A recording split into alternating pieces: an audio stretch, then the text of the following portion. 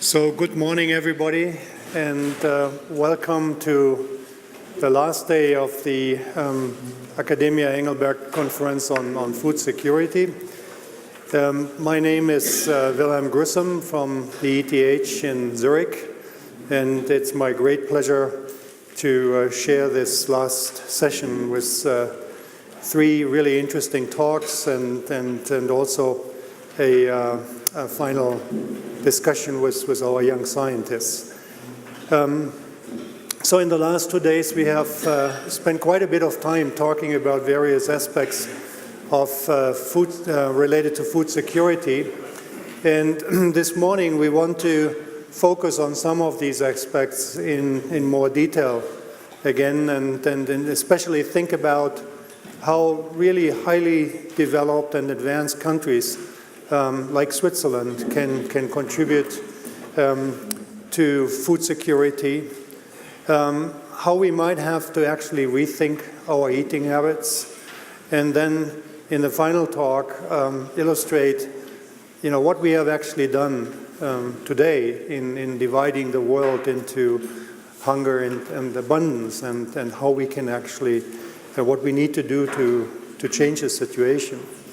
So it's my great pleasure to introduce the first speaker, Dr. Christian Häberli from the World Trade Institute. He's a senior research fellow, and Dr. Häberli has a lot of experience around the world, working in various countries, including, of course, Europe, but also Asia and Africa and the Americas.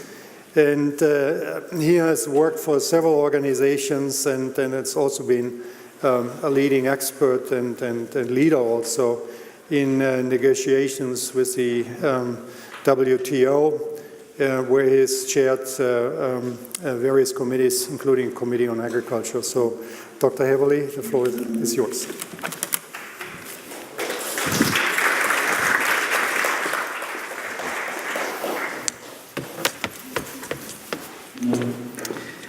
Good morning, and I hope you all had a lot of meat last night, even those who didn't want it had a chance at least, free choice. I will today go straight into an opinion poll, because you are now all experts on food security. In the last 2 days we learned a lot on this. So my first question to you is yourself and your family. Who thinks, are you food secure? Raise your hands. Who is not food secure? Okay. So this is, of course, your own definition. No, everybody has different definitions of food security. Who thinks Switzerland is food secure?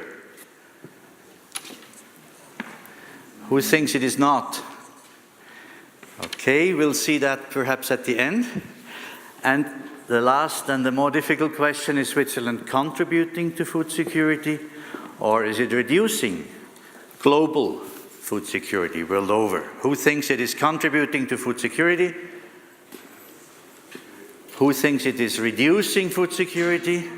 Small majority. Who thinks it is same, doesn't matter what we do, because we have hardly any farmers, we knew from yesterday. Okay, we'll go to that. Here is for the journalists who have to rush for the next meeting.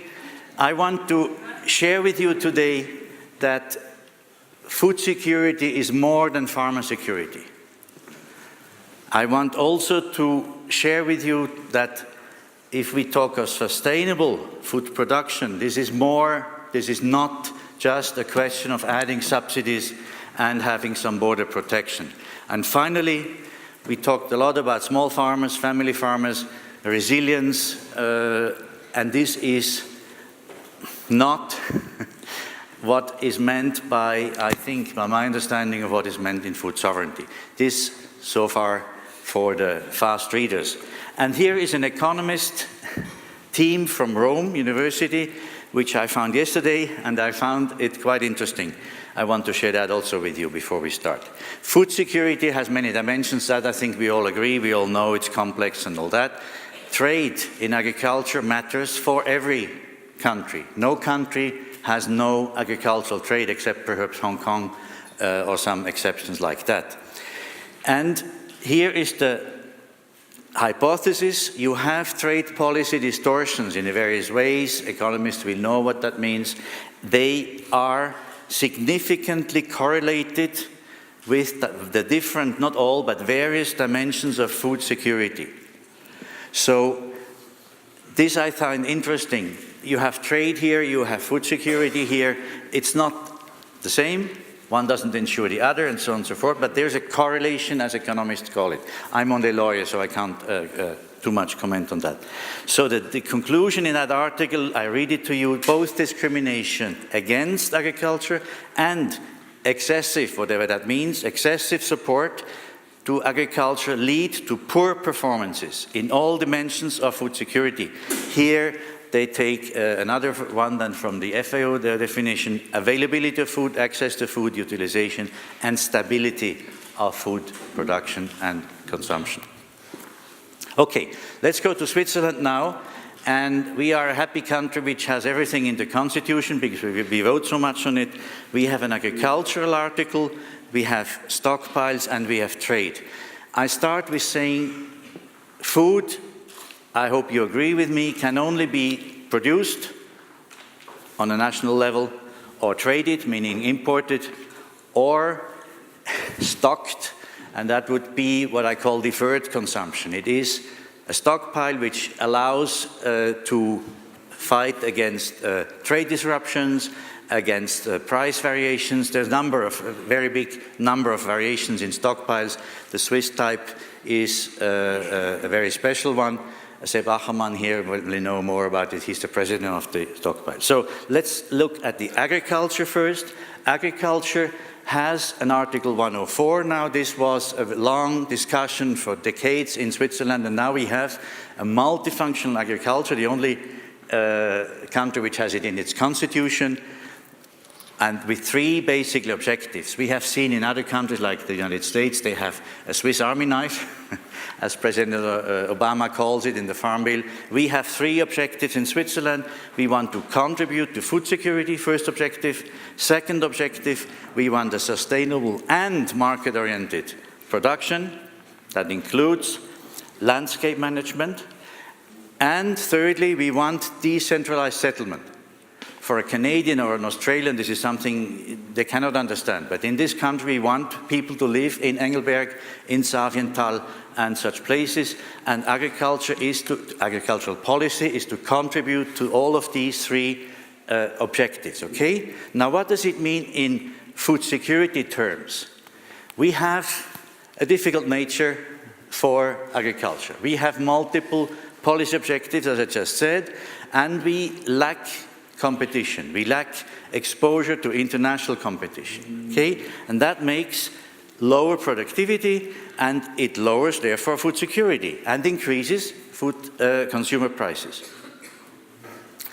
What I say, food security is not attainable even with closed borders. And it would be definitely cheaper, and that's one aspect to it, it's not all, it would be cheaper with only imports. Second contribution to food security, our stockpiles. That's economic supply policy. We have a federal office for that, which is little known.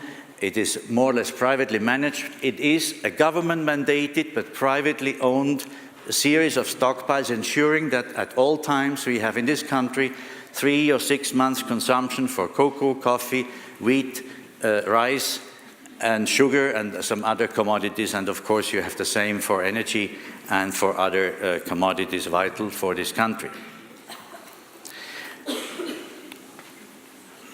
What does it mean for food security?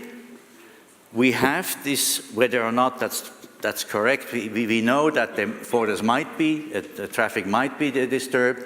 We have this sort of long-term insurance that we will have some consumption possibilities even if all the borders close. So it is also to be said that the system is efficient. The costs have come down. It is something like now 15 francs per resident a year, which is pretty cheap. The only thing I would say from a food security at least, but also public policy things, you know, economists call public good. A public good is something which cannot be produced by the market. A public good like food security should not be paid by consumers, as it is the case today. It should be paid by taxpayers. But this is a debate now going to the Parliament, and we will see how things go. The Swiss Farmers Association has proposed to shift, eventually to consider shifting the system and not having it financed at the border anymore, meaning by consumers, but to have it shifted, paid by taxpayers. Third is, as I said, if you cannot produce everything, you have to import. So what we do, we have a liberal economy, we have a liberal trade policy. We want to be a free trading country. We are not, of course, but this is the objective in the Constitution, Article 101.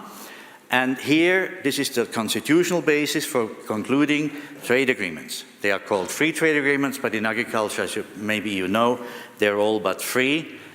They offer even very little concessions in terms of agricultural access to the Swiss market, and they also don't obtain much market access for Swiss agricultural exports to other countries, unlike non-agricultural industrial products where we have basically free trade with a great number of countries. What does that mean in terms of food security? We have a lack of market access and for exports, but also for imports we are not ensured that we will get the products if we need them. As long as we pay the tariffs, that's fine, but this also increases prices, it reduces our Swiss food security, and it prevents an expansion of the Swiss trading nation. We are a trading nation. 1 franc out of 2 is earned abroad, and this limitation prevents Switzerland to make free trade agreements, for instance, with Brazil, with India, and other countries. Therefore, we lack export opportunities we would have otherwise, and it's basically, not only, but basically agriculture which is preventing this. Agriculture was not the only cause, but it was also a cause for the breakdown of negotiations with the United States on a free trade agreement. 5, 6 years ago? No more, 9, getting old. Okay, so this is the Swiss food security system, and I would say its shortcomings here should be clear. Now let's take agricultural inputs as one example. Feed, we have talked a lot about animal feed these last days, and I'm just showing you the graph here. This shows how much in the last 20 years we have increased feed. We are today importing 3,000 tons of food, animal feed, every day. That's a lot. And not only do we import that, they cost a lot. They cost 30% more than in our neighboring countries, because of the tariffs, because of the stockpile contributions, which have to be paid by the consumers, which are animals, meaning farmers, and some other difficulties. Old friends of mine in here will remember the Stram-Milliarde, the famous calculation of old federal councillor, national councillor Stram. Anyhow, so we make production more costly because feed is something which the farmers, some produce themselves, and therefore they want protection against competition from abroad, so we have tariffs. And the others, they would like to get cheap feed, duty-free feed, but that would then compete with other farmers. It's an intra-farm issue, the feed tariffs, okay? And so farming is expensive in this country, also by self-induced wanted factors. Let me go to this famous picture. You have seen it before. This is called Die Zweite Schweiz. Switzerland needs agricultural surface to the same extent as we have in Switzerland in order to produce the food we produce in this country. Latin America, Southeast Asia, Australia, others. Most of it, however, comes from the European Union. The second, Switzerland. Where does the feed go? It goes to commercial farming, not only, but also commercial farming. This is a beautiful pig farm which has been given a prize for innovation, high tech, for animal welfare also, and it's in the middle of the agricultural zone, which is an a Swiss discussion whether such farms, factories should be allowed in the agricultural zone. We have a high emission on ammonium from such farms, of course, even more. Never mind to that. And we also don't care what it costs to the taxpayer, because there are subsidies if you build such a farm. Federal and cantonal subsidies. This is in Canton Aargau for Herr Sigrist present here. So the shock came this summer. Switzerland, we thought we were the big cheese guys. Now what happens? Switzerland has become a net importer of cheese. Shock and earthquake for all. Why is that so? Because you people, if you want to eat the pizza margherita for your lunch, you don't want to spend more than 9.90 francs. And that means the pizza maker has to put the cheap imported Dutch, Austrian, German, low quality and cheap cheese into that pizza and other such consumptions. Even fondue sometimes they put this thing. Imagine. Terrible. So here is my question again. Is Switzerland food secure? Not by exports in any case, for agricultural exports. We don't finance it from ag exports. We finance food security through non-agricultural exports. And we have today food security all over. It is an objective. It is in our national legislation, not only the constitution. And it has, in my opinion, become a marketing strategy. It's a good word. It sounds good. So we use that a lot. More than half of our direct payments are called food security payments. What is it? It's nothing else but farm income support. I have no issue with that, but it's a misnomer, if you like. It should be called farm income support, and that's what it is. So, by the way, I am doing a lot of Swiss bashing today, but I did write and publish the same on the Common Agricultural Policy of the EU, the Farm Bill of the United States. I'll be speaking in London in December on this, and so I say that all the rich, not all, but many rich countries do much of the same as we do in Switzerland. Moreover, in 2013, a very strange notion called food sovereignty has appeared, and it is now in our national legislation.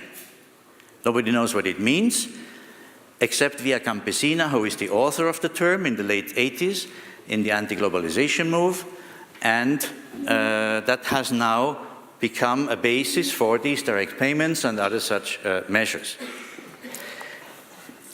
Sorry, for me, this is a fudge. It's a smoke screen. Because the reality is, with these measures, what we have, we increase food prices in this country. Now, we have seen what it means for our pockets. It means 7% of our food, of our income spent for food at home. This is something most people don't know what sugar costs in this country, so they don't care.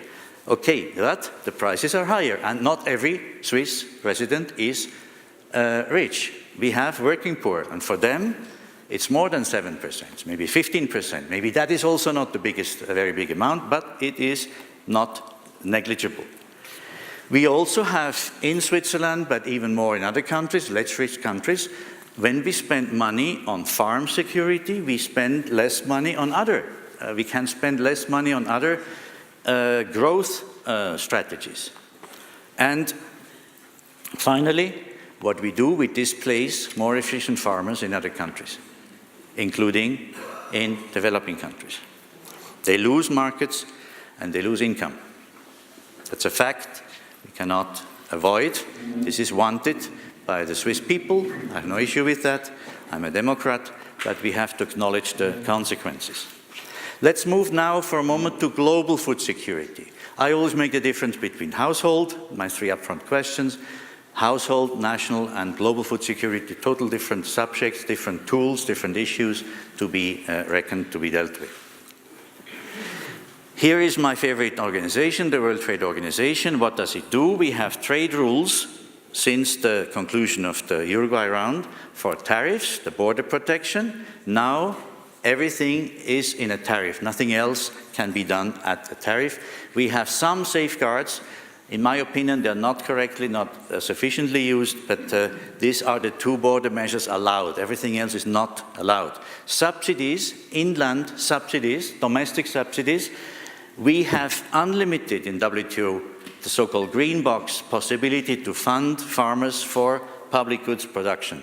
For instance, environmental, social policies, but we have limits for what is called price support, income support. Okay, that's so-called amber box. And these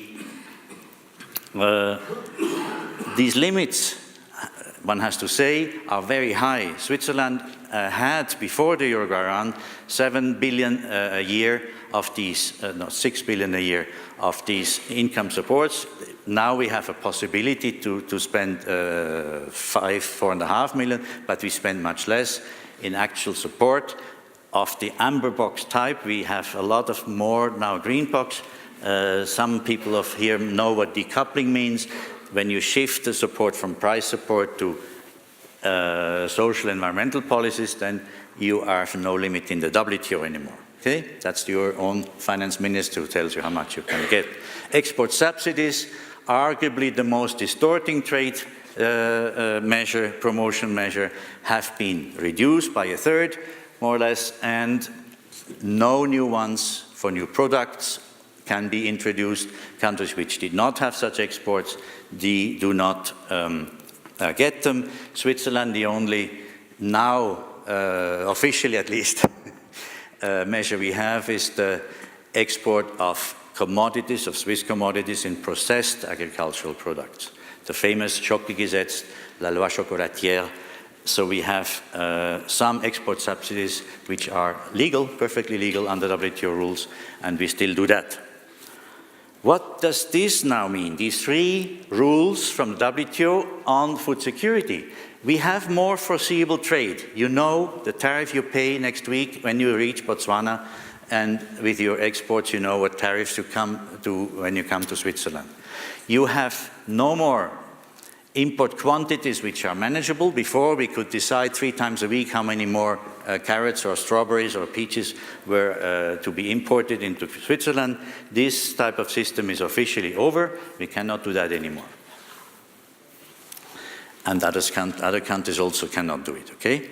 What we have, product subsidies, you can still, as I said before, displace farmers in other countries in their own markets because you have a cheaper cost basis for your products, and if you ship them abroad without export subsidies, you get to that market cheaper than otherwise, without that support, even green box.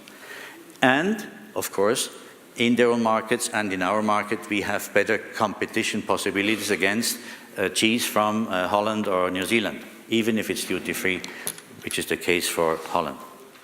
And finally, export subsidies. We looked at food aid yesterday with the US measure. Switzerland has very little food aid now, US also very little now, but what is called surplus is more difficult now to dispose abroad, but export restrictions is a big problem. And finally, other forms of promoting exports are still legal. Credits, export credits, food aid, and state trading. These are large topics. They have been dealt with in the Doha round, but the Doha round, as you may know, has failed, so we have no limits today, no rules on that. What I found in an article I wrote on God and the WTO, I found that not only the 3 religions, monotheistic religions, say there's a right to food, but we have a UN convention which confirms, which has the same type of idea, the right to food. Agricultural subsidies, arguably, which are allowed under WTO rules, violate the right to food which is enshrined in the United Nations, and 169 countries have ratified this convention, and many of these countries do subsidize their farmers at the expense of other farmers. WTO is in bad shape. Yesterday was a crisis meeting in Geneva, and the Director General said, this could be the most serious situation that this organization has ever faced. Something to do with India, something to do with agriculture. I don't go into details. What I call the race of the finance ministers, it's not a competition between farmers. The race of the finance ministers will continue, will increase. Countries increase support in some countries and go more into amber box and less into green box. So this is, again, a reduction of global food security, even never mind whether the farmers are big or small. Finally, on the family farms, also yesterday was the World Food Day. The FAO came out with a big report. It's called, and the whole thing is about family farms. Family farms must be supported to innovate, etc., etc. I was wondering what we have been doing for the last 50 years, if not precisely that. So there's a failure in the system also, in the system of national policies and the system of development aid, including Swiss development aid. Tentative conclusions. This is an ongoing process. First, what we see today, not only from India, from many countries, they want more what is called policy states. I want to decide at home what I do with my farmers, right? That's my right. Right to food, food sovereignty, and all these sort of things. That leads into more farm support in countries which can afford this farm support. But Senegal cannot. So the glass of the Uruguay round is half empty, and now with the Doha round failed, we cannot continue this more stringent, more comparable competitive situations anymore.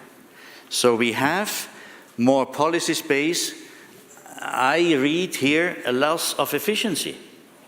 And this goes at the expense of poor consumers, they have to pay more, and it goes at the expense of efficient farmers in countries which cannot support their farmers in the way we do, with, for instance, even with guaranteed prices. Many countries have guaranteed prices, minimum prices. We had them also. We had the milk price dictated by Brook. Every November the letter came to Bern. Next year we want so much for the milk, and that was granted. Some countries still have that before elections, especially. Switzerland does not have this sort of price anymore, but these are measures which are not available to all governments. What needs to be done? I have two conclusions, one at the world level and one for Switzerland. The World Bank has two phases. The World Bank has a research branch, which is excellent, the best agricultural economists in this field, for instance, and they have 20 years ago published studies saying every country and the World Bank has an anti-small farmer bias. The policies of the countries, the lending policy of the World Bank does not promote small farmers. Everybody says we love small farmers. The reality is the opposite. And then we had the food crisis in 08, 09, and everybody fell over in 07. The World Bank said, yes, we have neglected the small farmers. We have now not enough invested in agriculture in the last decades. And what happens? 09, the World Bank thought, now the investments have come, but it's the wrong type because you have land grabbing. Foreign direct investment in agriculture because these small farms have been left without, had policies against them, so all they could do was to sell out when a foreigner came and bought their land. It's another topic I'm not dealing with today, but I've published on that also. So these biases, if only these biases were removed, small farmers, family farmers in this world would be much better off. But it does not happen. Because the World Bank lending branch doesn't talk to the World Bank research branch. And similarly, in national governments, we have similar comparable situations. What about Switzerland? If Switzerland is serious about food security, both at home and globally, we must become more coherent. We must become more coherent in our policy instruments. And one thing, like it or not, is that our farmers must become competitive. We still have the highest tariffs in the world, we have some of the highest subsidies in the world, and this is not sustainable. It's not only bad for food security, it's not good for farming, and one day we will have to become comparable. The Parliament has instructed the government to stop negotiations for a free trade agreement in agriculture with the EU, a food and agriculture agreement. That is now shelved on the ice. With the Doha failure, there is no more external pressure on Switzerland to reform Swiss agricultural policy in view of becoming more competitive. Federal Office of Agriculture confirms that a lot could be done to make production more competitive, less costly, for instance, on the feeds and other products. They have released 3 big studies last month on this. So there are savings which are possible, but the pressure from outside is missing, and that's my pessimistic self-assessment, we don't have the effort, the courage to do these reform steps anymore. On the contrary, our last agricultural legislation, our last farm bill, is moving back now into the past, and this is for me a big source of concern. Second demand, we could, what is called regionalized strategies, food stockpile strategies. I can tell Sepp what I mean by that over coffee.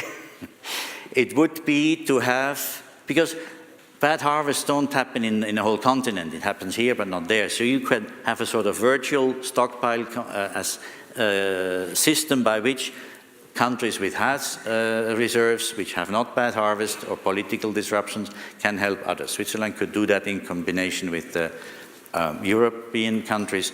We don't have anything in Europe, but in the Pacific we have it.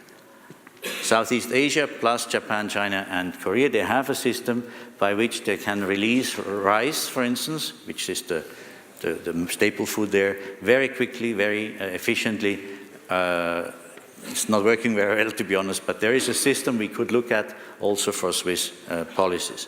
And finally, on trade, we should continue trade relations, free trade agreements with countries for which food exports are their way of financing their food security. We finance our security with watches exports and banking. That's finances, that pays for our food security, okay?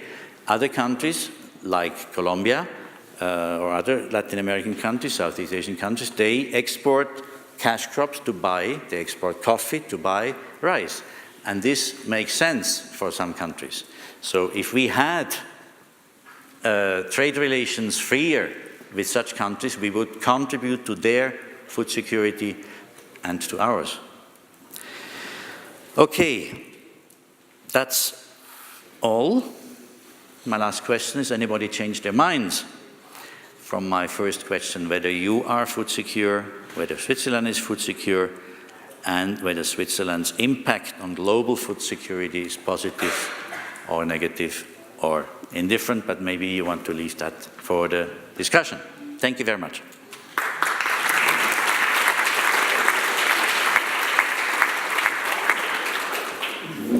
Thank you very much, Dr. Häberli, for this really interesting talk. I mean, illustrating a few aspects that we hadn't thought about. I think that was very important, and also for staying in time. So we have time for discussion now. Kanzin, we'll take this first, and then the question over there. Yes, thank you, Professor Häberli, for a very interesting presentation. I have a question in terms of Switzerland's role and potential influence in this system. So, as we've seen in the past, when the WTO was moving forward, Switzerland could kind of pivot together with larger, let's say, protectionist forces here and there with Japan and Norway and whoever they would like to. Now that we're seeing that mostly bilateral trade agreements are on the rise and the WTO doesn't seem to be moving forward with anything big new, how do you evaluate Switzerland's role and influence in this system as a essentially quantité négligeable in the global system? More questions, or I answer each? You can answer this question. Okay. Yeah, the famous G10, this is a group of 10 countries which are the most agriculture-wise protectionist in the world. You've mentioned some of them. It doesn't need to play its role anymore in WTO because the negotiation there is dead since 6 years. The other truth is that all of these countries are very partly or not at all involved in the new so-called mega-regionals.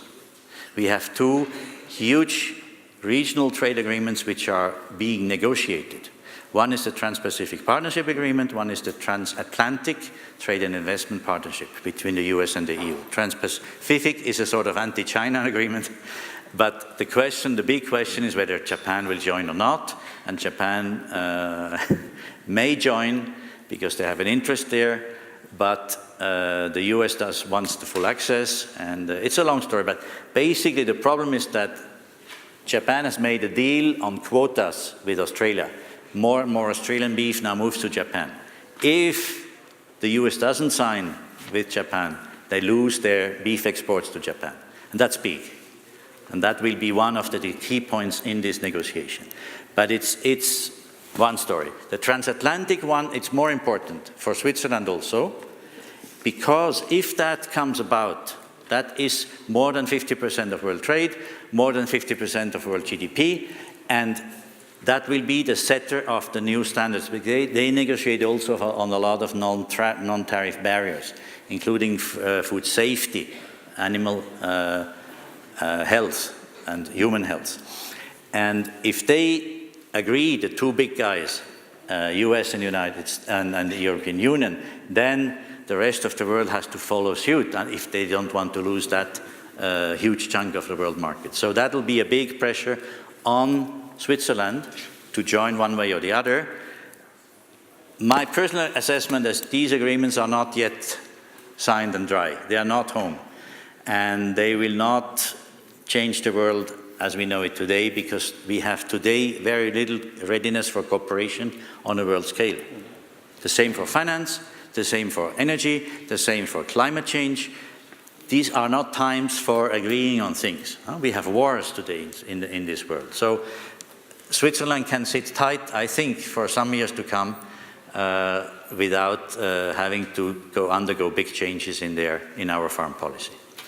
Yeah, which is unfortunate, but it's the way it is. Your view. So, other question, yep.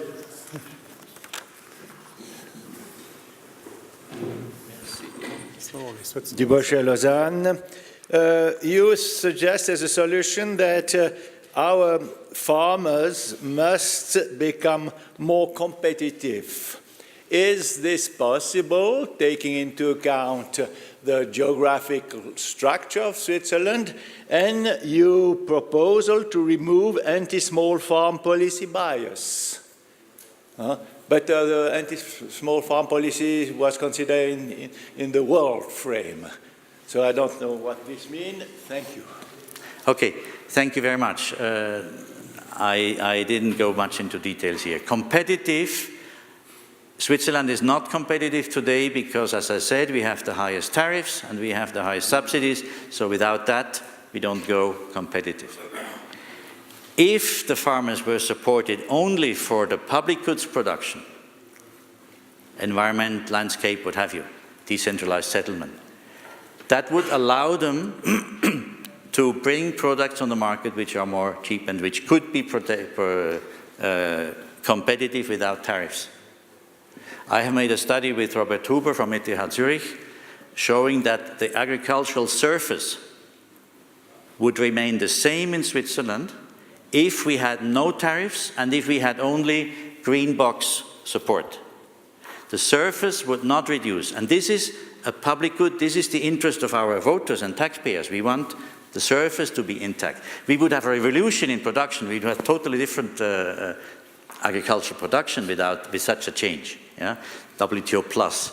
But the surface would remain intact. The number of farmers would be reduced. It is already reducing every year by 2.5%. 3% is the political, psychological limit of the generation change. That's another problem. But we could still farm. And farming in Switzerland is important under a resilience question. We don't know. Export restrictions can hit rich markets also.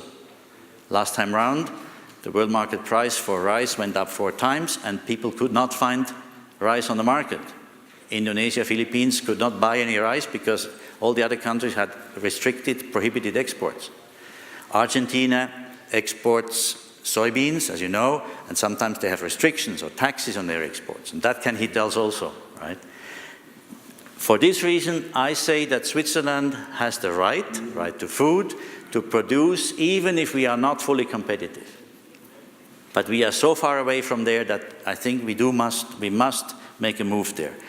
On the small farmer, the anti-small farmer bias, I don't think Switzerland has so much of a bias, but we have our family farm law, right? We have this idea that only family farms should produce. If you're not a son or a daughter of a farmer, you cannot start farming in this country. So we have not a bias against small farms, but we have measures which lead small micro farms to survive, even though this is not economic, this is not food security.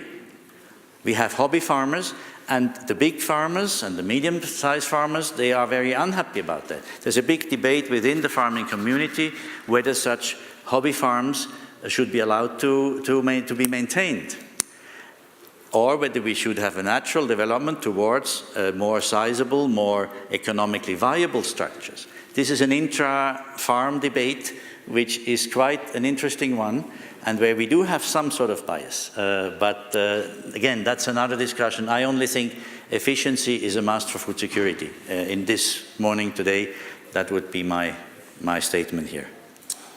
I think we have time for one more question. Yep. I really enjoyed your talk very much.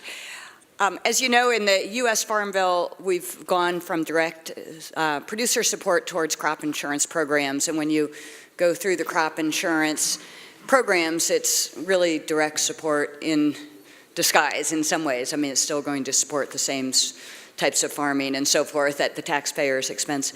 So I was wondering, from your perspective at WTO, especially given the climate discussion we'll have later today, what your views on a crop insurance strategy, or you had the smoke screen analysis for other things, and I wondered what your views on moving towards crop insurance by US and Europe is.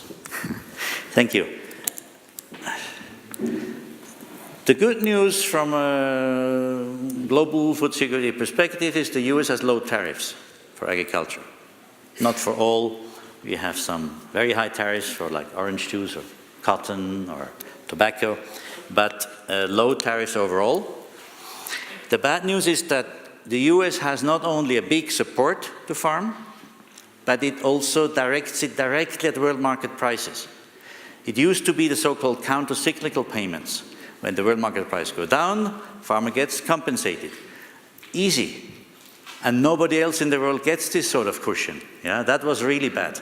And it was uncontested, so-called amber box support, limited, but now we have this class which is not going down.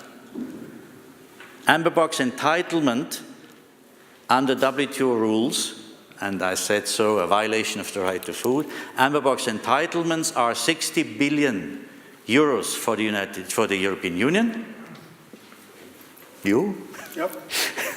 And 30 billion for US and Japan. They don't spend it today. They spend it otherwise, their support to the farms, more the green type. So from a WTO perspective, it's good.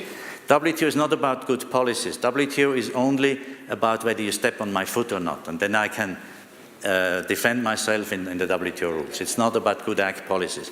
That's what it is. So the US continues, now they call it crop insurance, and the US farmers, by the way, the biggest purchase in the last 2 years was to buy silos. Lots of silos have gone up in the ranches, and this is interesting because we had a speculation debate yesterday, right? And farmers have become speculators, because when you stock your crop, grains you can stock for 2 years, easily 3, you hope the prices will go up. What happened? The US had 2 bumper harvests for corn and other crops, and maize is down from way over $4 a bushel to $2 a bushel. This is unheard of. So lots of people lose their bottom shirts, farmers and speculators alike, because these crops are so cheap. And this will send shockwaves through the world, because these commodities are somehow related. It also goes into the biofuels. debate which we also had here. Biofuels will not be viable with grain prices so low. They cannot competitively transform such cereals into biofuels, also because of the oil price, the world oil price. When it is high, it's fine, but when it is low, biofuel industries go out of I'm afraid we have to continue. Continue. We'll have it over coffee. Yeah, I would like to remind you, I think there are plenty of issues still to discuss during coffee break, and we have another chance at 12 o'clock when we have the podium's discussion to ask more questions. Dr. Häberli, again, thank you very much, Thank you very for this presentation. Thank you.